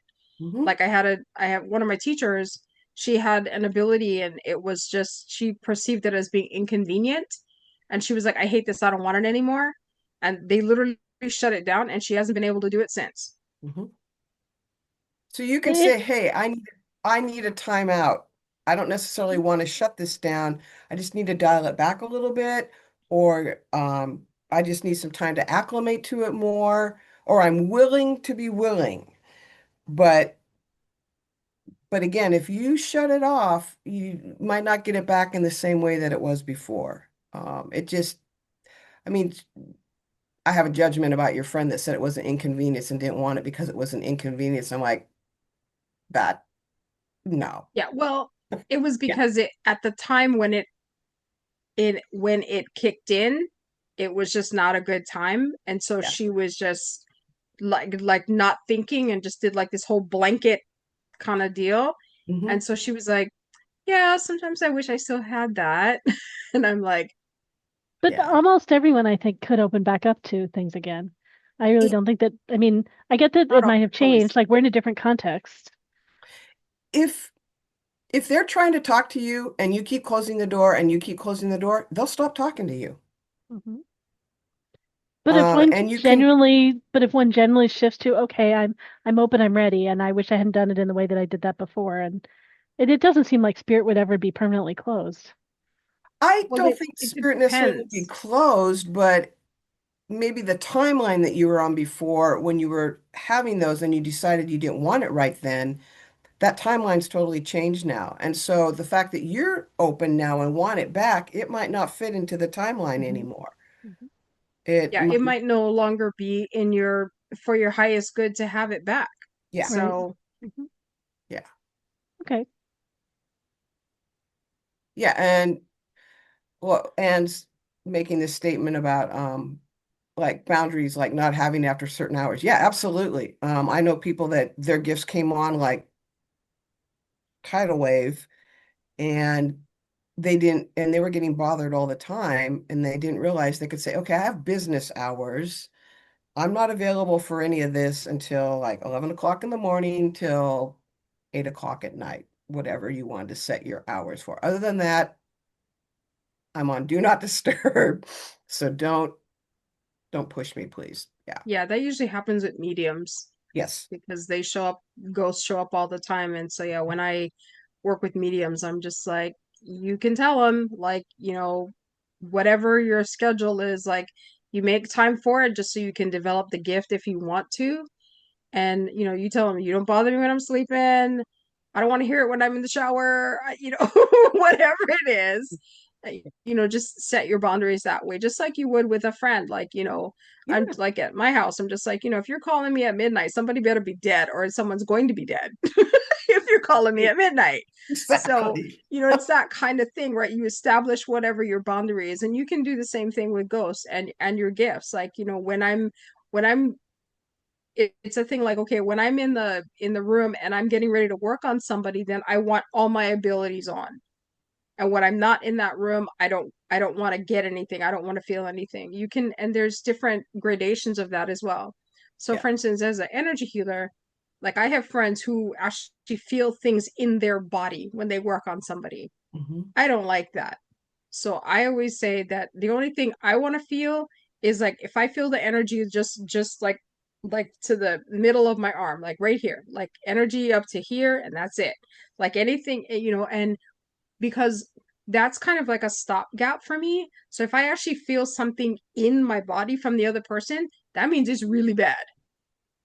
And that's something that I definitely need to look at because I have that thing in place and it works really well, and my guides are bypassing that to give me that information physically in my body, that means that is a major problem I need to look at. Yes. So you can do that as well. Like some people, they prefer to get all these info. I'm just like, I do not want to feel nauseous when working on people. I do not. I was like, I want to feel like get that information just through the energy and not in a physical sensation. And they accommodate that. Well, we're getting towards the end. Are there any other topics anyone wants to bring up? Have we stunned you all? Hmm. I guess the thing that bothers me about me, and sometimes I like it, it goes both ways, is that I don't like to study. I don't like to like find a method and study it. I've been to the Center for Spiritual Living and Unity, and I've done my own reading of different the I Ching and all different things, but I find that things for me seem to work out better when I don't do that. And I don't know if that's my excuse for not being able to focus on anything long enough or No, everybody's different. what. Everybody learns in different ways. Everybody Yeah. has different techniques. I mean, like, I sometimes when I read esoteric stuff, I'm like on the floor. I'm passed out. It's like I'm bored. I can't do it. Mhm. But like if you like show me how to do something, or if I can experiment with it and just kind of feel what that feels like, I'm all over that. Yeah. Everybody just has different learning styles and different ways of doing things. Like I am a doer, not necessarily a reader, although I am highly intellectual and I do read a lot of things, but it's not my preferred method of working with energy. I like to work with energy, not just talk about it or read about it. Yeah. But I find some things like somebody told me about Emma Curtis Hopkins. Instead of saying God because you're uncomfortable with that, say good. It's like something on that level can just change my whole way of looking at everything. Yeah, terminology matters. I don't have to read the book. It's just a matter of how it hits inside of me. And Yeah. Because sometimes people are uncomfortable with different types of things based on their past experiences or whatever. So if that's why, like, when I talk about like a higher source or something, sometimes I call it the source, I call it the universe, I call it God. I was like, pick your label. It's basically the same thing. It's how I view it. I mean, other people can disagree with that, but that's how I view it. It's like, pick your label. yeah, I completely feel that way. When I was in that study group, one of the biggest things that was talked about was if this doesn't resonate for you, then let it go. If something works for you, then keep it. Because we're all different and we're all going to come to things in different ways. And if you found a methodology that works for you and it's working for you, it's not that you're trying to avoid it because, whatever, but it works for you and you're getting results, then that works. I mean, somebody else might not get anything from doing it that way. But that's the whole thing about how we're all taking it in a different way and getting different results. I mean, mean- the intuitive panel, I think, is a great illustration of people doing it all different ways to pull in information and respond to the question that's been asked. And they all have different backgrounds and they all have different experiences. So, The eye readings that I And do. I think excuse me, go ahead, Laura. I was going to say the eye readings that I do come in part from Theosophy. Like it's written about in Theosophy. This is channeled material through Alice Bailey. And if I attempt to go read the Alice Bailey books, I cannot get any more than a page and a half. Now, I haven't tried to do this now in over 15 years, but I could not look at more than a page and a half. I would just be asleep or off on something else. I could not do it. I attempted so hard to force myself to attempt to read it. Like it was Yeah. not the way for me to take it in. Yeah. Well, and sometimes because I've noticed that there's some stuff that like I couldn't read it, or I would be like reading the same paragraph 3 times trying to get it. yeah. And my guides are like, I'm like, what is my problem? And they're like, this information is not for you. So put it down. Like, oh, okay. And that's like related to just the spiritual path in general, is that we get to choose how we do things. We get to choose how we move forward on our path. So if you try something and it doesn't work, try something else. Yeah. And understand that there are a lot of processes that like they require you to like you do this step, then you do this step, and you do this step. It's a ritual, it's a process for them. Again, if it doesn't work for you, it doesn't work for you. Don't feel like you have to be constrained by that, because I think a lot of us, we're like, oh, but that's how I'm supposed to do it. It's like, yeah, but it doesn't work, so why do you keep doing it? There's no reason to. And on the spiritual path, you don't have to. Regardless of what anybody says, you can do your own thing. You can go your own way, according to that song. And you don't, so don't feel like you're locked into anything, because you're not. You don't have to be. However, I would say coming back to common sense, it's like be respectful of whatever it is that you're going to circumvent, whatever you were told the structures that you have to do it that way. It's like juggling chainsaw. I would not be the first one to walk up there and say, toss me that chainsaw, I'm going to juggle it. It's like, no. Yeah, because it depends on your tradition too. Like in traditional shamanic type stuff, yeah, you don't skip around. Right. Like if you're going to be working with deities, you don't skip around. But if you're doing like general practices and stuff like that, it's just like take what works for you, leave the rest, just like you said. But if you're following a particular tradition, there's a reason why the processes are there for that tradition, and those you must follow if you want to follow in that tradition, because it's a tradition. There's a reason for it. Especially when you work with deities, there's a specific way that you need to approach them, or God help you, because they are really powerful and they could come back and, they can come back and kick your butt if you're not careful. So when you're doing traditional type things, follow those rules. And if you want to question them, you certainly can. Like if you're mentoring with somebody and they're walking you through a process like a shamanic thing or working with the deity, you can ask them, okay, why are we doing this? And they should be able to tell you. Mm-hmm. And if they cannot tell you, then I would say you need to find another mentor. Mm-hmm. Yeah.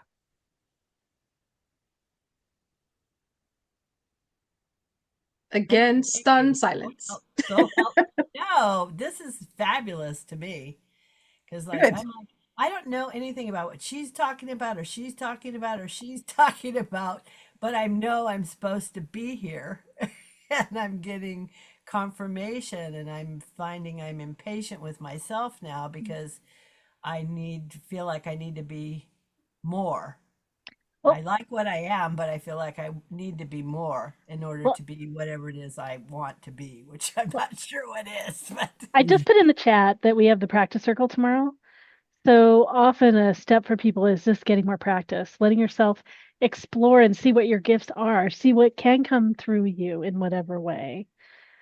Like, and not feeling scared about getting it right and being in a safe place where you can explore and practice. And so that's what we do is like we set up a safe container and we allow people to practice on each other. And we do that with consent, and there are professional practitioners that are helping guide and provide some mentoring tips. And so context like that. Mm-hmm. So absorbing, Yeah. taking in, opening up in whatever way works for you, and letting yourself practice whatever's coming through you. So you come to know it better and come to trust it more. Yeah. thank you. And at the intuitive panel, welcome. at every online fair, we have an intuitive panel. At every in-person fair, we have intuitive panels, right? Where you can hear so many practitioners answer questions. And it's been so helpful for me to hear all the different ways that people pick things up and what comes through them.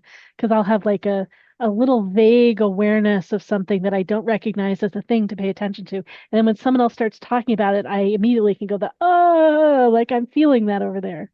So I learned to listen to that more. Yeah. I strongly recommend that for all of you for the different events. I So told any you- final thoughts, final questions, comments? Oh, it's done. I've told people that are trying to come. I've told everybody to come to the Mount Vernon one, which I can't come to. Oh, So, but I'm like, yeah. go to the panel at the beginning. That's the way you'll learn what what people are, who people are, what they have, and stimulate what you want to ask. Yeah. Yeah, I'm gonna thank be you. at And the I Mount, think, I'm gonna be at the Mount Vernon event. So Yeah, whoever I've you were heard talking today. to that maybe they want to go, but I am gonna be at that event, which yeah, is so this coming week. this weekend, yeah, Saturday 11 to 6 and Sunday 11 to 5.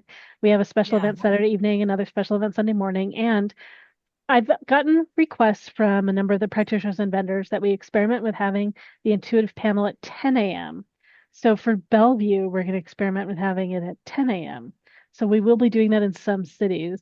So stay alert to what we're doing, which place. I'll be announcing it. It'll be on all the materials. But yeah, so we're going to experiment with that for some cities. Well, I'm glad. I'll have to say, I'm glad to see that my friend Valerie Rose is going to be bringing her Reiki to this Mount Vernon. Oh, She good. has wonderful energy. She's amazing. So, yeah. Okay. Thanks, sir. What did you want to say, Maria? Oh, I just wanted to thank all of y'all for this rich information that you've shared. I've gotten a lot from it and I'm grateful for it. Good. Thank you. Great, great. Yeah. And let's see, did we have another date set too? Did we? We did not. Let's see. Oh, yeah. Do we or don't we? Or let's look. Maybe we don't have another one set yet. Okay. No, we We don't. usually Next don't one is. we usually don't say it here when we have the next one. At least I don't think we have. Question. So, how did, I think a friend of mine hopefully signed up for this, which means that isn't there a replay that's going to be available? 'Cause Yeah, Yeah. it'll be on the MeWe channel. on On- Maybe on YouTube. So let YouTube. me go get. Yeah. Yeah, I on think I've got the YouTube. link right Okay, I here. gotta get on there. Yeah. Thank you.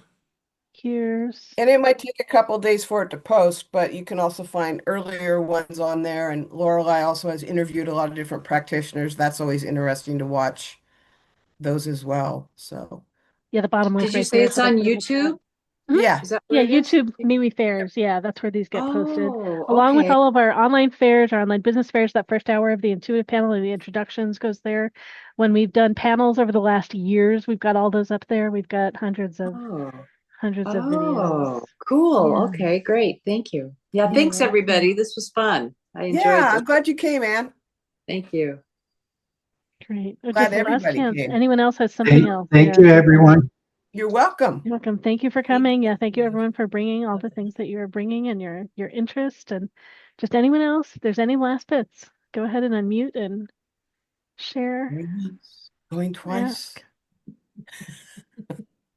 And we may be finishing up tonight. Right. All right. Thank you so much, right. everyone. Yeah, so Yep, we will thank you, have everybody. We will be having more of these, and you can check out all of the rest of our events at MeWeFairs.com. I guess Crystal and Kai, you want to share your information again in the video for the people that are watching? My website is handsonfire.buzz, B-U-Z-Z.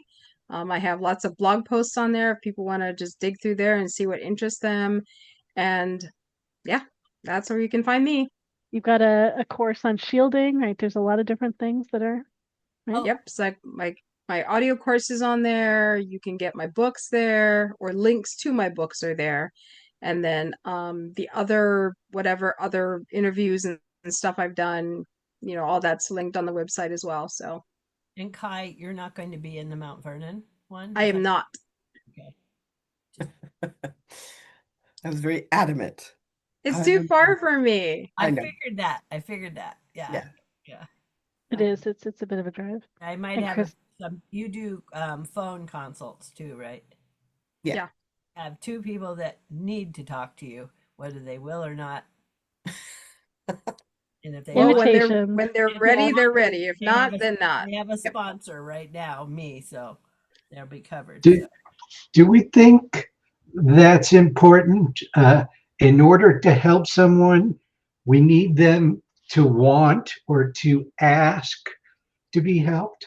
They have Yes. to be I ready. keep hearing similar things to that. Yeah, because it's like if you're not ready and someone's trying to help you, then nothing sinks in.